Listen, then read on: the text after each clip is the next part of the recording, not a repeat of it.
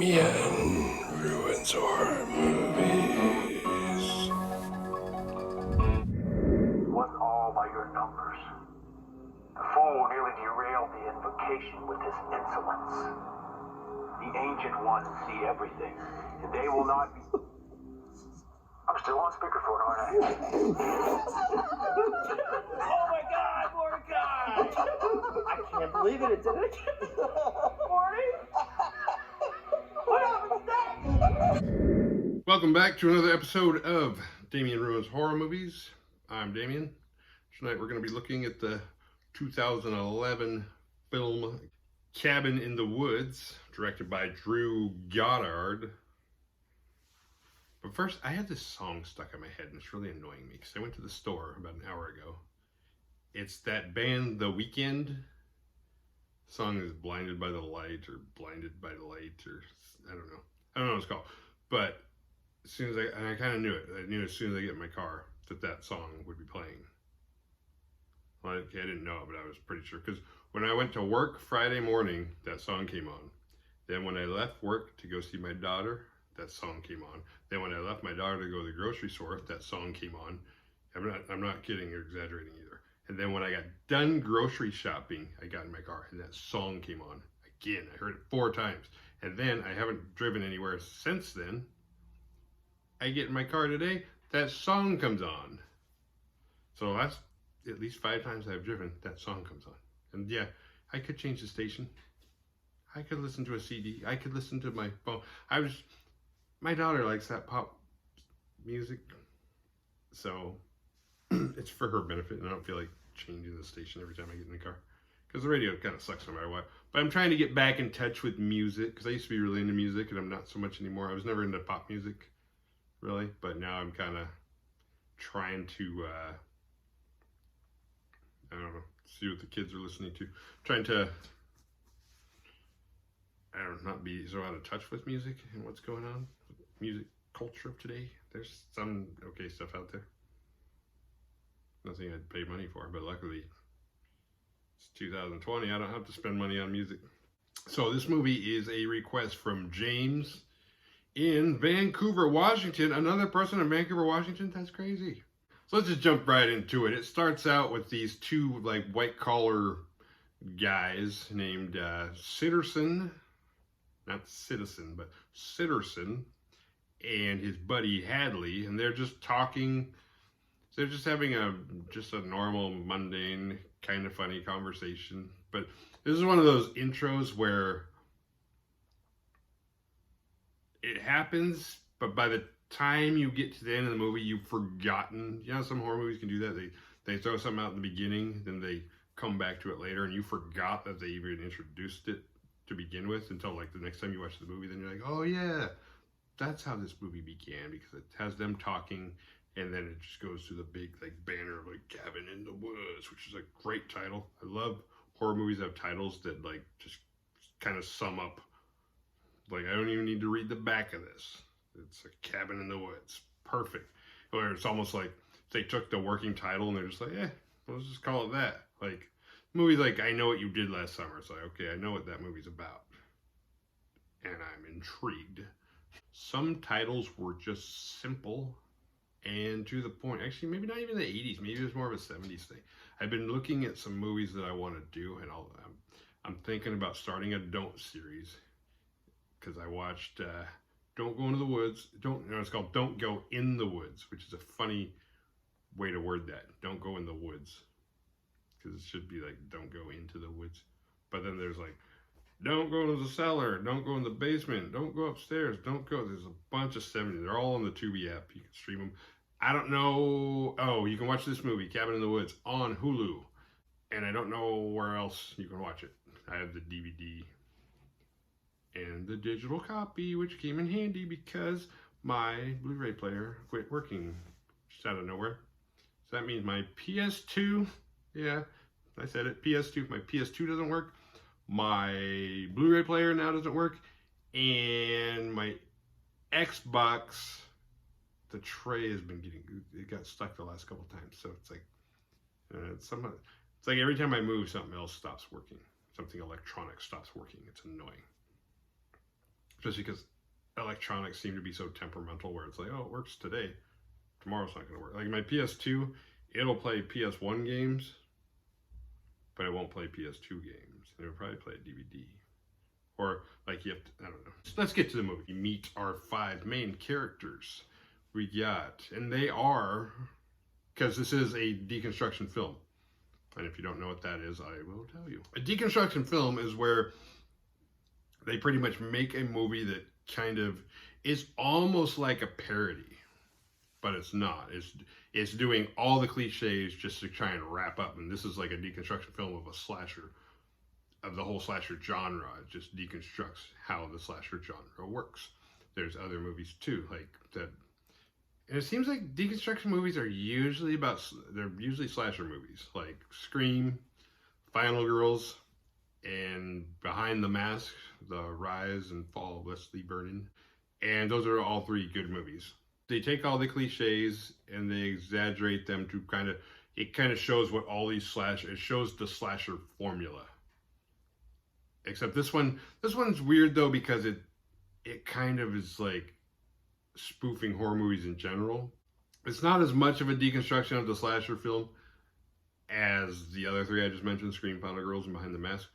But just because it's like, because there's no slasher.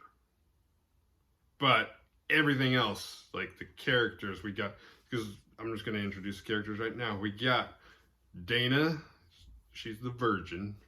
Jules is the party girl. Kurt is the jock. Holden is the nerd. And then Marty is the stoner conspiracy theory. And not every slasher movie has these exact characters, but there usually is like the jock guy, the party girl, and the virgin girl, because the virgin girl is usually the final girl. And most slasher movies have a final girl. Or a final guy, which is the case in like the Evil Dead movies. And the funny thing about the final girl, and sometimes guy, is that the names are usually, and even in this case, Dana can be a girl or a guy's name. All final girls, for the most part, have bisexual names, and they still call it that, where it can be a girl's name or a guy's name. Like Sydney from Scream, that could be a girl or a boy. Ash, Bruce Campbell from Evil Dead, his name's Ashley, that could be a girl or a guy. Dana in this movie, that could be a girl or a guy, like Dana White, UFC president. Laurie, there's guys named Laurie Strode from Halloween. There's dudes named Laurie too. Ripley from Alien, that could be a girl or a guy. But I don't know. You get what I mean. And it's weird because I don't know why that's the case, but it pretty much every final girl, there's not a lot of final guys. Most of them. As misogynistic as horror movies are, especially the slashers, usually the last man standing is a girl. The final girl with a dude name. Yeah. This group of 5 friends get together and they go on a little road trip to a cabin in the woods. But on their way out of town, they're being watched. But it's not your typical like POV slasher watching. It's some dude with an earpiece who's repeating on them. Because he's communicating with Sitterson and Hadley, not necessarily with them, but their headquarters, their building. I wish there was a name for it so I could say it, because I'm going to have to call it, I don't know. But he's communicating with them. They're watching them. And I don't know. There's a lot to this movie. I mean, it's more than just a deconstruction film. There's a lot going on in it. And I don't know that the movie, as good as the first time I watched this movie, the first hour, I was like totally on board with it. And then the last half hour, I didn't. I was just like, what the hell? This movie just fell apart. But then the second time I watched it, I was like, you know what? This whole thing's pretty solid. Because I don't know, second time I got a better understanding of what this movie was trying to do. Along the way to the cabin, they stop at a gas station. Because nobody fills up in town. Let's wait and go to a gas station in the middle of nowhere where we can meet some creepy old man who tells us not to go further, and then when we don't listen to him, we'll all get killed one by one, because that's exactly what happens. They go to the gas station. The gas station guy kind of warns them he's the harbinger, but he kind of does a shit job of warning them because he doesn't really tell them not to go. He's just kind of like, oh, you're going there. You probably don't want to go. It was like the most like willy-nilly like warning ever. He just basically came across like an asshole. And it's funny because when they pull up, Kurt gets out of the car and he's got this football and he starts like kind of like throwing it to him, you know, just like kind of throwing it up and catching it again. But he's also driving. Like, did you drive this far with a football in your lap? It's like, okay, we get it. You're a jock. You don't have to. This is the second time you had a football in this movie. We know you're the jock. We can tell. Okay, Thor? Because it's the guy that plays Thor. I heard that's part of the reason why this movie had a problem coming out. Because they had something about the Thor movies coming out. I don't know, there's some kind of conflict of interest. So they gas up. Actually, they don't even gas up. It's weird. The Harbinger pisses them off and offends them. They don't get any gas. Thor throws some money at him.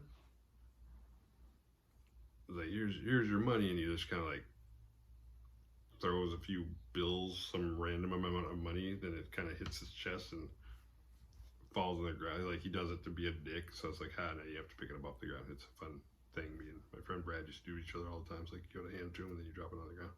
And they got to get down and pick it up off the ground. It's a dick move, but it's funny. They get back into the RV, they drive, they get to the cabin in the woods. The Evil Dead looking cabin. Which from the outside looks kind of small, but they go inside and it's like huge. It's like, is this the same cabin they drove up to? Because it looks so big. And they figure out who's going to be in what room, and old Holden goes into his room, and there's this creepy painting. So he's like, I don't want that thing looking at me while I'm sleeping. So he takes it down, and it's a window into Dana's room. And he's like, oh wow, I can see right into Dana's room. And Dana comes up to it. She's like looking really close, and like, and then she starts like undressing. And he's like, oh shit, because it's a two-way mirror. She can see herself, and he can see her. But he's a gentleman, so he starts banging on the wall. He's like, and he goes and tells her, and the others come and see. Which is weird. I don't really know what this two-way mirror plays into, other than the show that like Holden's a good dude, and he trades rooms with her and stuff. But it's like, well, what does that have to do with the plot of this movie? Because it'd be different. I don't know. It doesn't make any sense. I guess not every little thing that happens has to do with the plot, but they throw it. I guess it was, I don't know. Maybe it's just to make us distrust the cabin even. I don't know. We go back to the white collar guys. Good old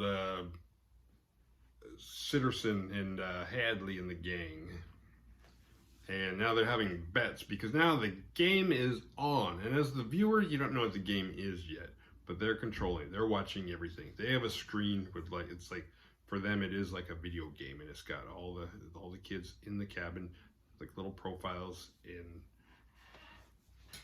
they're watching, they're placing bets, things are set up. They've already failed, like, because it's kind of weird, because they're like, okay, we're not killing them because they have free will. And we gave him the Harbinger, and he told them to turn back, which he did not do.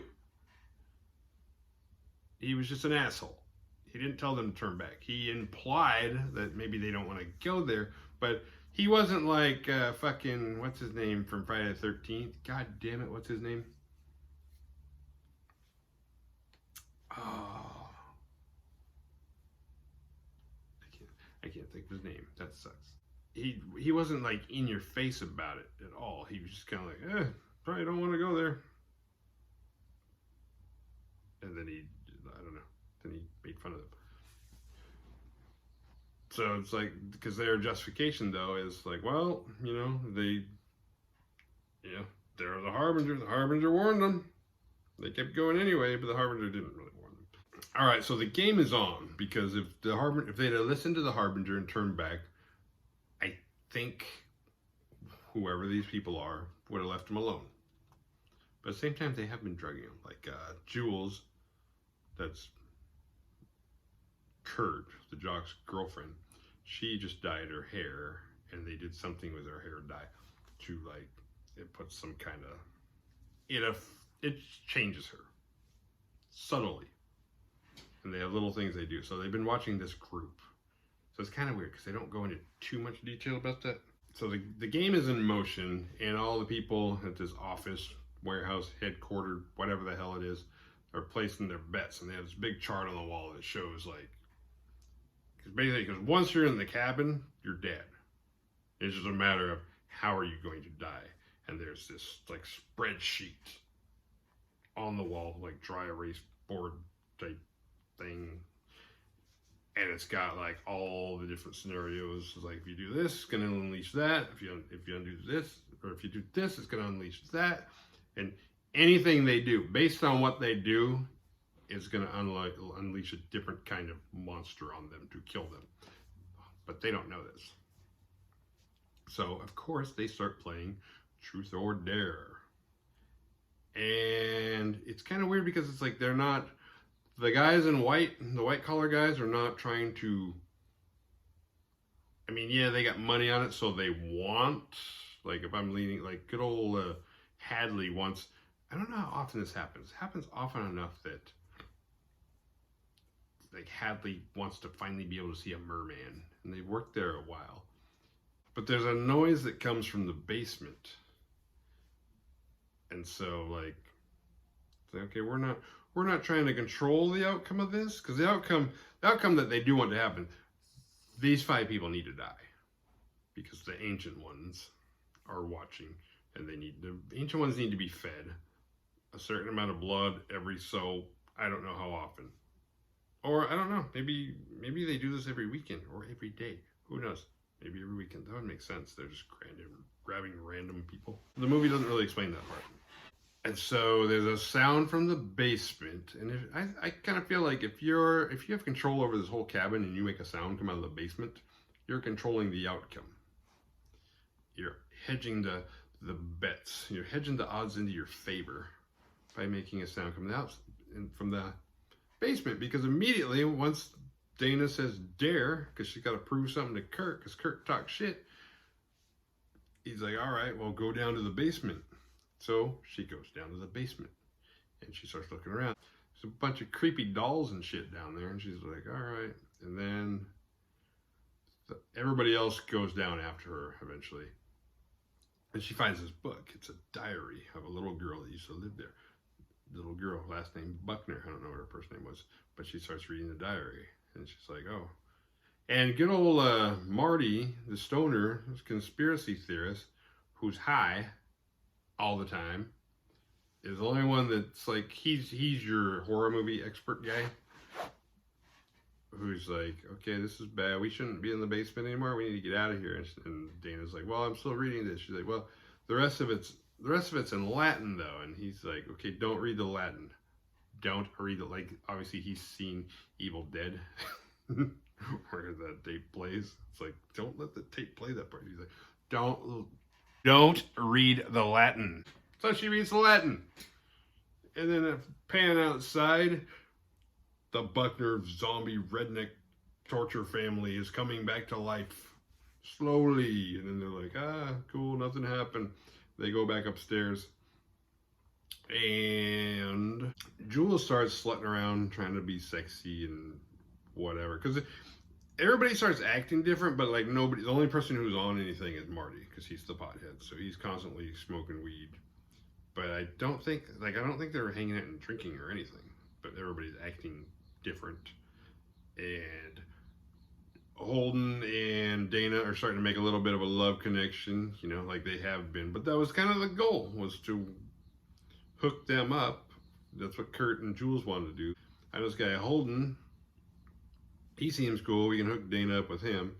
And Marty's just kind of sitting around confused, like, what's going on? Because he notices that everybody's acting different. Like, Kurt's acting way more alpha male than he normally does. Jules being way slutty than she normally is. Dana's kind of acting the same, I guess. She's not doing anything too weird. And he didn't know Holden, so. But he I don't know. I got out of it that Kurt, Jules, Dana, and Marty have known each other a long time, and Holden's kind of like the new guy who has a class with Kurt. So he's just being introduced to the group, and he's the love interest for Dana. Jules and Kurt go outside, and they start getting it on. We get a little boobage, and then we get the zombie redneck torture family, the Buckners, and they come out and they start killing. Kurt is able to fight them off. Jules is not so lucky. She's our first casualty. Kurt escapes and manages to make it back to the cabin and shuts the door and warns everybody what's going on. And Dana's like, well, because Kurt's like, we need to get the fuck out of here. We got to go right now. And Dana's like, what about Jules? He's like, Jules is dead. Which is funny. Dana is really concerned about Jules because that's her friend. Whereas Kurt, and even Marty, because Marty had messed around with her before in the past, so he's known her a while. Kurt knows her, this current girlfriend. Neither of them really seem to give a shit about her. They're just kind of like, okay, she's dead. We need to move on with our lives. We need to get the fuck out of here. And then, like, the door opens, and one of the Buckners throws Jules' head in, and Dana catches it, and she's like, oh my god, we need to get out of here. But she's the only one that's, like, kind of ate up about it at all. Everybody else is like, oh shit, let's just go. Dead friend, time to leave. Better her than us. I mean, they didn't say that, but it's like they might as well have. But before they escape, at some point, Marty had gone into her room, and he found one of the cameras. He's like, what the hell? And all of a sudden, he's like, oh, I'm on a reality TV show. That was his assessment, because he's stoned. So, like, being stoned makes him a moron, but it makes him impervious to the gases and all the other stuff that the people at the headquarters are feeding them to try and, even though they want them to have free will, they also want to stack the deck against them, because it is very important that they die. Basically, these people have to die, and these elitists are going to capitalize on their deaths. It's not weird. It's just like real life. So they escape. They get in the Winnebago and they take off, and they're driving, and they see that the tunnel that they went through has collapsed, and now there's no way to get back to the other side. But there's a dirt bike on the back of the RV, and Kurt says, I'm going to jump it. I'm going to jump it. I can make it. And I'm going to go get help. I'm going to get cops. I'm going to bring them back. I don't know how he plans to bring them back, because one of the cops is going to come back on motorcycles too and jump back over. But he promises to be back. Everything's going to be okay, and they're just going to sit there and wait. So he goes to jump, and then he just like crashes into the matrix, this digital like wall, and disintegrates. And it's goodbye, Kurt. And then there were 3. So Marty got killed. I forget how. My bad. But he's dead, arguably. And it's just, we're down to Dana and Holden. And Dana is slowly starting to realize that everything that Marty had been saying about puppeteers and shit, and she's like, Marty was right. And she's starting to see it. I don't know if he got her high, so the shit's not working on her now too. Because somehow she seems kind of unaffected by everything. The only thing she's been affected by is like what other people say. Like she has to like prove herself. But other than that, she doesn't seem to be hypnotized in any sort of way or acting different, as far as like based on what Marty has revealed. So gloss. Holden gets killed, and everybody in the office cheers, because that means Dana is the only one left, which is good for them, because the virgin must die last. I mean, they shouldn't have to. It's better if she dies last, because I don't know, it makes the blood sweeter that they feed the gods. I don't know if they like the blood in a particular order. The office people are happy. The virgin's still alive. All she has to do is die. The weird part, though, is why do they think she's a virgin? Because in the opening of this movie, and it's never addressed again throughout the movie, so I don't know if the writers of the movie fucked up, But Jules even mentions that Dana was fucking her professor, and then her professor broke up with her by email. And part of the trip was to set her up with Holden, because Holden seems like a good guy and he's not an asshole like that fucking professor you were fucking. But somehow that's lost on not just the people in the headquarters, but the screenwriters of this movie. It's like, dude, she's not a virgin. You introduced her as being, it was almost like to trick us to think that she was the bad one. And by bad, I don't mean like bad, but, you know, just like, she's not the wholesome one. Maybe the other one is, because she dyed her hair blonde. You know, Jules dyed her hair. So maybe that means she really is good, but she has blonde hair, because usually the blondes are the girls who just want to have fun, kind of, you know, lighthearted, floozy, you know the reputation. I'm not making new rules up or anything. That's just how it's looking, how it's always looked. Like, unless you read Archie comics where the blonde is the wholesome girl next door. But in general, it's usually the Marilyn Monroe, like, I don't remember when they're saying, like, blondes have more fun. I don't know. So, we got Dana, so that's the lie, but then she finds Marty. Marty's not dead. Marty's still alive. And they find an elevator. Not only is Marty not dead, but he's like been doing research and figuring out more and more, and figuring out that like he's high. It's like, as long as I say hi, I'm fine. These guys can't hurt me. So they go in the elevator and they start going up. And it's like a glass elevator. And they're surrounded by, like, I don't know, rooms and rooms and rooms and rooms full of like creatures. They stop on one floor. They don't get out or anything, but they see, it looks like it was supposed to be Pinhead, but it's more like Sawhead, and he's got like, instead of like the puzzle box, he's got a sphere.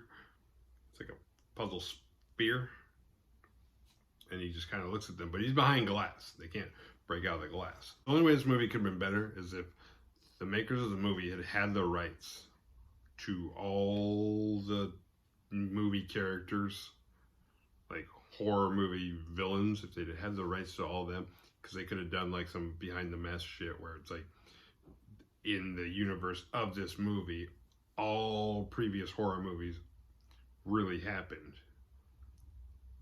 And then if we would have really had Pinhead behind like door number one, and then we had actually had the actual American Werewolf London instead of some knockoff, because there was like, you could tell what they were doing, but it's like, that's gonna be too expensive. So there's a lot of these creatures like, hey, that's supposed to be Pinhead, that's supposed to be this.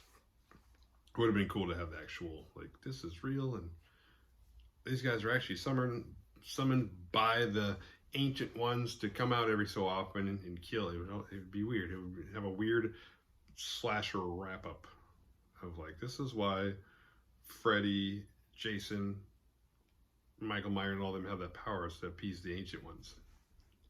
Wow, I just put that together. But for whatever reason, they didn't. So eventually, Dana and Marty realize that they are trapped, and there's only one possible way for them to escape, and that is if they take their chances with all these monsters, and they just release them all. And so they do. They release them all, and all the white collar guys in the headquarters that were celebrating are now fighting for their lives and losing that battle as all these monsters come out and just start fucking everybody up. And Hadley, sadly, gets to meet the merman and see how scary the merman is as the merman comes in and kills him. And Dana finds Sitterson, and she's about to kill him. Which Sitterson, I forget the guy's name that plays him. That guy's fucking awesome though. He's so funny. Just such a subtly funny guy. I've seen him in a lot of things. He's one of those guys you see all the time and you just don't really notice him, but he's really good. She goes to kill him, and as he's dying, he tells her to kill Marty. That it's like he just kind of warns us, like, you're going to die.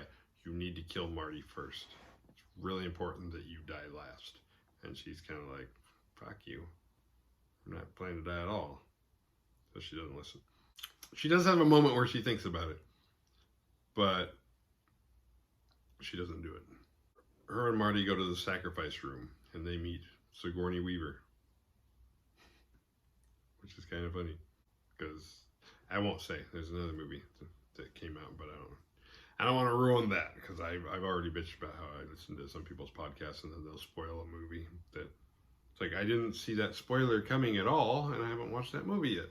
So I won't do it. It's just about Sigourney being in the end. But Sigourney's in the end, and she kind of recaps to them everything that's going on and how they were handpicked, because they were looking for, and this is written in a book in that room, they were looking for the whore, the athlete, the scholar, the fool, and the virgin, which she's not a virgin. It'd be funny if she was a dude, because she'd be like, I'm not a virgin. She would like defend it, but Dana's like, fine. As a chick, she's like, yeah, I'm a virgin. But a guy would be like, what? I'm not a virgin. No, there's this, I went to Canada once, and there's this chick. Yeah, we still talk. We're friends. We're friends. Not a virgin. But Dana really is not a virgin. Sigourney assures them that they need to die. And she basically says, you need to kill Marty, and then you need to die, because if the sun comes up and you guys are still alive, then the whole world's gonna just, and everybody dies. And they're kind of like, yeah, I don't really believe that. We're gonna take our chances.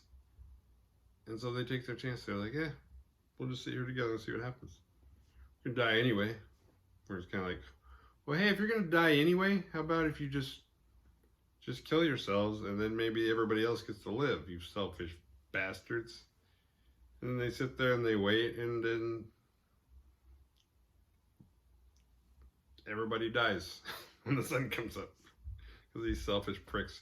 Because these selfish pricks couldn't wear masks. That's the message of this movie. Because it's just like people in real life. It's like, you won't wear your mask? Now we're all going to die. So, Cabin in the Woods. Prophetic. Not really. And that is the end. The baddest award goes to Marty, because even though he was a flaky stoner, it was that weed that kept him level-headed and able to see what was going on. What did we learn? Survival tips! Listen to the harbinger of death at the gas station. Don't go into the cellar. Don't read Latin out of an old diary. If you like this video, hit like and subscribe. And come visit the website, damienruinshorrormovies.com, to check out some old written reviews. Also, head over to Facebook, where you can like the page and get kind of updated. I'm working harder on trying to give you guys a forecast of what's coming up in the future. See you next time.